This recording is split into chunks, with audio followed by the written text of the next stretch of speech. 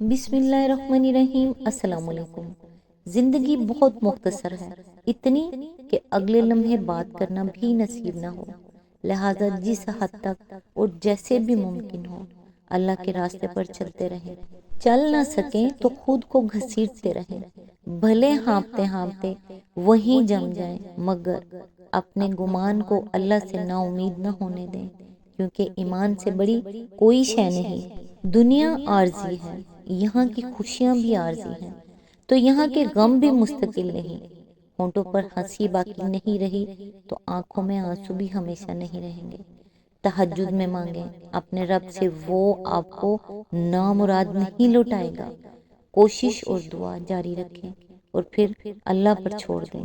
ذرا سوچیں، ہمارے موبائل کی جب بیٹری ختم ہوتی ہے تو نوٹیفیکیشن آتا ہے کہ بیٹری ختم ہونے والی ہے، چارج کر لیجیے، مگر یاد رہے جب زندگی ختم ہونے والی ہوگی تو ایسا کوئی میسج نہیں آئے گا کہ چند دن رہ گئے ہیں، توبہ کر لیجیے۔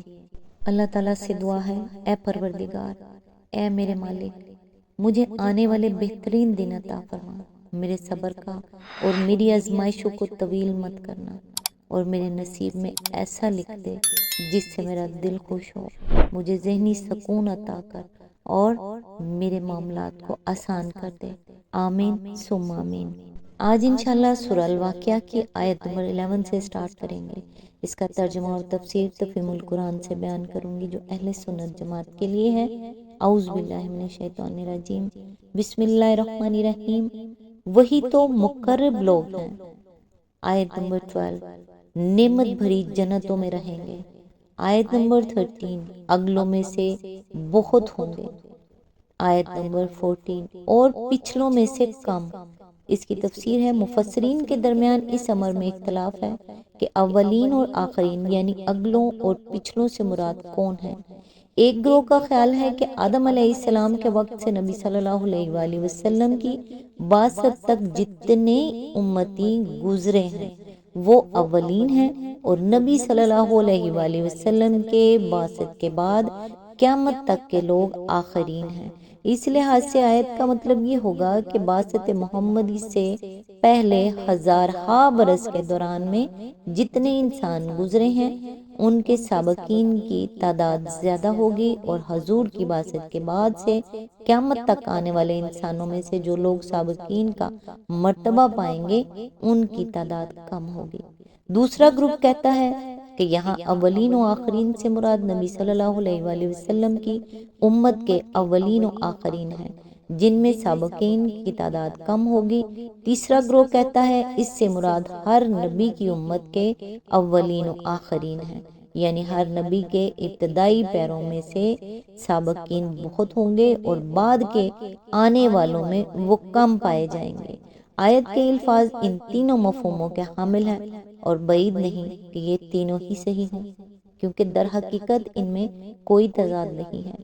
ان کے علاوہ ایک اور مطلب بھی ان الفاظ سے نکلتا ہے اور وہ بھی صحیح ہے، کیونکہ در حقیقت ان میں کوئی تضاد نہیں ہے۔ ان کے علاوہ ایک اور مطلب بھی ان الفاظ سے نکلتا ہے اور وہ بھی صحیح ہے کہ ہر پہلے دور میں انسانی آبادی کے اندر سابقین کا تناسب زیادہ ہوگا اور بعد کے دور میں ان کا تناسب کم نکلے گا، اس لیے کہ انسانی آبادی جس رفتار سے بڑھتی ہے سبقت فی الخیرات کرنے والوں کی تعداد اسی رفتار سے نہیں بڑھتی۔ گنتی کے اعتبار سے یہ لوگ چاہے پہلے دور کے سابقین سے تعداد میں زیادہ ہوں، لیکن بحیثیت مجموعی دنیا کی آبادی کے مقابلے میں ان کا تناسب گھٹتا ہی چلا جاتا ہے۔ آیت نمبر 15، مرثیے تختوں پر۔ آیت نمبر 16، تکیے لگائے آمنے سامنے بیٹھیں گے۔ آیت نمبر 17، ان کی مجلسوں میں آبدی لڑکے شراب چشمہ جاری سے۔ اس کی تفسیر ہے، اس سے مراد ہیں ایسے لڑکے جو ہمیشہ لڑکے ہی رہیں گے، ان کی عمر ہمیشہ ایک ہی حالت پر ٹھہری رہے گی۔ حضرت علی اور حضرت حسن بصری فرماتے ہیں کہ یہ اہل دنیا کے وہ بچے ہیں جو بالغ ہونے سے پہلے مر گئے، اس لیے نہ ان کی کچھ نیکیاں ہوں گی کہ ان کی جزا پائیں اور نہ بدیاں ہوں گی کہ ان کی سزا پائیں، لیکن ظاہر بات ہے کہ اس سے مراد صرف وہی اہل دنیا ہو سکتے ہیں جن کو جنت نصیب نہ ہوئی ہو۔ رہے مومنین و صالحین تو ان کے بارے میں اللہ تعالیٰ نے خود قرآن میں یہ ضمانت دی ہے کہ ان کی ذریت ان کے ساتھ جنت میں لا ملائی جائے گی۔ سورہ طور آیت نمبر 21۔ اسی کی تائید اس حدیث سے ہوتی ہے جو ابو داؤد، طیالسی، طبرانی اور بزار نے حضرت انس اور حضرت سمرہ بن جندب سے نقل کی ہے۔ اس میں نبی صلی اللہ علیہ وآلہ وسلم کا ارشاد ہے کہ مشرکین کے بچے اہل جنت کے خادم ہوں گے۔ مزید تشریح کے لیے ملاحظہ ہو تفہیم القرآن جلد 4 تفسیر سورہ صفات حاشیہ نمبر 26، جلد 5 سورہ طور حاشیہ نمبر 19۔ آیت نمبر 18۔ لبریز پیالے، کنٹر اور ساغر لیے دوڑتے پھرتے ہوں گے۔ آیت نمبر 19۔ جس سے پی کر نہ ان کا سر چکرائے گا نہ ان کی عقل میں فتور آئے گا۔ اس کی تفسیر ہے، تشریح کے لیے ملاحظہ ہو تفہیم القرآن جلد 4 تفسیر سورہ صفات حاشیہ نمبر 27، جلد 5 سورہ محمد حاشیہ نمبر 22، سورہ طور حاشیہ نمبر 18۔ آیت نمبر 20۔ اور وہ ان کے سامنے طرح طرح کے لذیذ پھل پیش کریں گے، جسے چاہیں چن لیں۔ آیت نمبر 21۔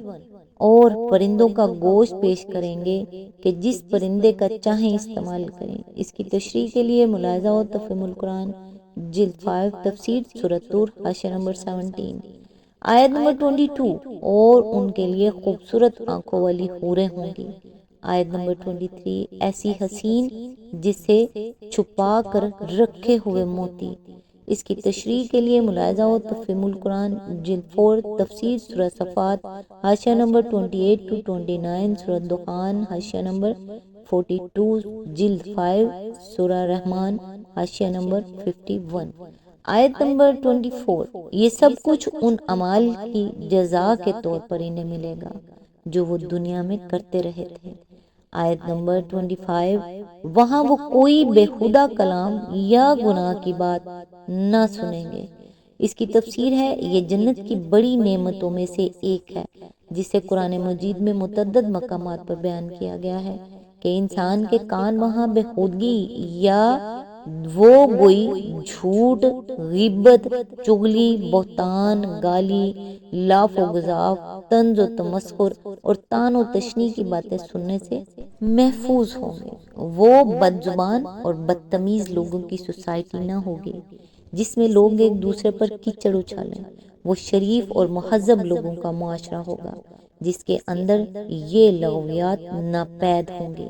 اگر کسی شخص کو اللہ نے کچھ بھی شائستگی اور مزاق سلیم سے نوازا ہو تو وہ اچھی طرح محسوس کر سکتا ہے کہ دنیاوی زندگی کا یہ کتنا بڑا عذاب ہے جس سے انسان کو جنت میں نجات پانے کی امید دلائی گئی ہے۔ آیت نمبر 26۔ جو بات بھی ہوگی ٹھیک ٹھیک ہوگی۔ اس کی تفسیر ہے، اصل الفاظ ہیں الا قلیلا سلاما سلاما۔ بعض مفسرین و مترجمین نے اس کا مطلب یہ لیا ہے کہ وہاں ہر طرف سلام سلام ہی کی آوازیں سننے میں آئیں گی، لیکن صحیح بات یہ ہے کہ اس سے مراد ہے قول سلیم، یعنی ایسی گفتگو جو عیوب کلام سے پاک ہو، جس میں وہ خرابیاں نہ ہوں جو پچھلے فقرے میں بیان کی گئی ہیں۔ آیت نمبر 27۔ اور دائیں بازو والے دائیں بازو والوں کی خوش نصیبی کا کیا کہنا۔ آیت نمبر 28۔ وہ بے خار بیریوں۔ اس کی تفسیر ہے، یعنی ایسی بیریاں جن کے درختوں میں کانٹے نہ ہوں گے۔ ایک شخص تعجب کا اظہار کر سکتا ہے کہ بیر ایسا کون سا نفیس پھل ہے جس کے جنت میں ہونے کی خوشخبری سنائی جائے، لیکن واقعہ یہ ہے کہ جنت کے بیروں کا تو کیا ذکر، خود اس دنیا کے بھی بعض علاقوں میں یہ پھل اتنا لذیذ اور خوشبودار اور میٹھا ہوتا ہے کہ ایک دفعہ منہ کو لگنے کے بعد اسے چھوڑنا مشکل ہو جاتا ہے، اور بیر جتنے اعلیٰ درجے کے ہوتے ہیں ان کے درختوں میں کانٹے اتنے ہی کم ہوتے ہیں۔ اسی لیے جنت کے بیروں کی یہ تعریف بیان کی گئی ہے کہ ان کے درخت بالکل ہی کانٹوں سے خالی ہوں گے، یعنی ایسی بہترین قسم کے ہوں گے جو دنیا میں نہیں پائی جاتی۔ آیت نمبر 29، اور طے بر طے چڑھے ہوئے کیلوں۔ آیت نمبر 30، اور دور تک پھیلی ہوئی چھاؤں۔ آیت نمبر 31، اور ہر دم رواں پانی۔ آیت نمبر 32، اور کبھی ختم نہ ہونے والے۔ آیت نمبر 33، اور بے روک ٹوک ملنے والے بکثرت پھلوں۔ اس کی تفسیر ہے، اصل الفاظ ہیں لا مقطوعات ولا ممنوعات۔ لا مقطوعہ سے مراد یہ ہے کہ یہ پھل نہ موسمی ہوں گے کہ موسم گزر جانے کے بعد نہ مل سکیں، نہ ان کی پیداوار کا سلسلہ کبھی منقطع ہوگا کہ کسی باغ کے سارے پھل اگر توڑ لیے جائیں تو ایک مدت تک وہ بے ثمر رہ جائے، بلکہ ہر پھل وہاں ہر موسم میں ملے گا، اور خواہ کتنا ہی کھایا جائے لگاتار پیدا ہوتا چلا جائے گا۔ اس لا ممنوع کا مطلب یہ ہے کہ دنیا کے باغوں کی طرح وہاں کوئی روک ٹوک نہ ہوگی، نہ پھلوں کی توڑنے اور کھانے میں کوئی امر مانع ہوگا کہ درختوں پر کانٹے ہونے یا زیادہ بلندی پر ہونے کی وجہ سے توڑنے میں کوئی زحمت پیش آئے۔ آج تک کے لیے بس اتنا ہی، نیکسٹ انشاءاللہ آیت نمبر 34 سے سٹارٹ کریں گے۔ تب تک کے لیے دعاؤں میں یاد رکھیے گا۔ اللہ حافظ۔